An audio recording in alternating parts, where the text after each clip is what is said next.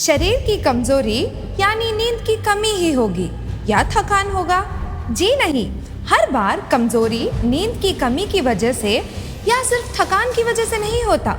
नमस्कार, मैं हूँ डॉक्टर श्रीदिति मुलस होम्योपैथी से। क्या आपको कभी सुबह उठते ही शरीर में थकान महसूस हुआ है? सीढ़ियाँ चढ़ते ही सांस भारी हो जाती है? साधारण काम करते करते हाथों में कमजोरी महसूस होती है?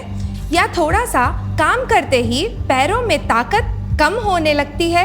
हम अक्सर सोचते हैं शायद तनाव यानी कि स्ट्रेस होगा, काम बहुत ज़्यादा हो गया होगा, कमजोरी होगी। लेकिन जब यह बार बार होने लगता है तब यह सिर्फ साधारण थकान नहीं होता। यह शरीर का एक महत्वपूर्ण सूचना होती है कि मसल्स और नर्व्स को सही मात्रा में सहायता नहीं मिल रही है जिसकी उसको सख्त जरूरत है। हमारे मसल्स बॉडी के गति प्रणाली है।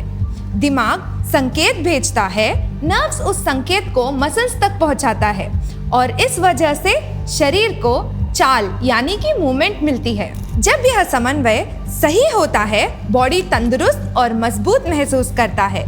लेकिन अगर यह संतुलन में कुछ बाधाएं आ जाए तब मसल्स में कमजोरी और अस्थिरता महसूस होने लगती है। मसल्स की कमजोरी दो तरीके की होती है।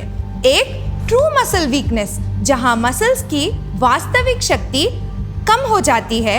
दूसरा परसीव्ड वीकनेस, जहां मसल्स ठीक होते हैं लेकिन शरीर इतनी थकान महसूस करती है कि हिलने की कोशिश भी बहुत मुश्किल लगती है। इसका क्या वजह हो सकता है? लंबे समय तक बैठे रहना और भौतिक निष्क्रियता, आयु संबंधित मसल कमजोरी, तनाव यानी कि स्ट्रेस, पोषण की कमी, शरीर में मिनरल की असंतुलनता, नर्व कंप्रेशन या कुछ तरीकों के स्वास्थ्य समस्याएं। और सबसे महत्वपूर्ण बात, मसल की कमजोरी कभी अकेले नहीं आती। शरीर अक्सर और भी सूचनाएं देती है, जैसे पैरों में भारीपन, सीढ़ियां चढ़ने में मुश्किल होना, हाथों में कमजोरी महसूस होना, पकड़ में कमजोरी महसूस होना, टाइपिंग करते समय थकान, चलने में असंतुलनता या क्रैम्प्स। अगर ये लक्षण बार बार हो रहे हैं तो उन्हें सिर्फ थकान समझकर अनदेखा नहीं करना चाहिए। होम्योपैथी से इसका इलाज किया जा सकता है। यहाँ इलाज सिर्फ बीमारी के नाम पर नहीं निर्भर होता। हर मरीज के मानसिक और शारीरिक संतुलन को ध्यान में रखा जाता है।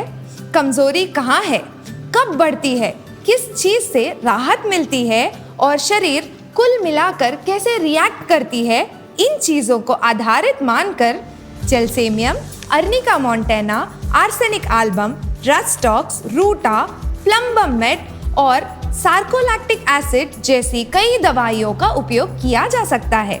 लेकिन ध्यान रखें, सेल्फ मेडिकेशन कभी सही नहीं होता। प्रॉपर डॉक्टर कंसल्टेशन और डिटेल केस टेकिंग के बाद ही इलाज तय होता है। साथ ही साथ सही जीवन शैली भी महत्वपूर्ण होती है। योगा और मेडिटेशन या व्यायाम, प्रोटीन रिच खाना, सही मात्रा में पानी पीना, स्क्रीन ब्रेक्स और स्ट्रेस मैनेजमेंट, यह सब मसल स्वास्थ्य की सहायता करती है। तो दोस्तों, मसल की कमजोरी हर बार सिर्फ थकान से नहीं होती, कभी कभी शरीर की असली चेतावनी भी हो सकती है।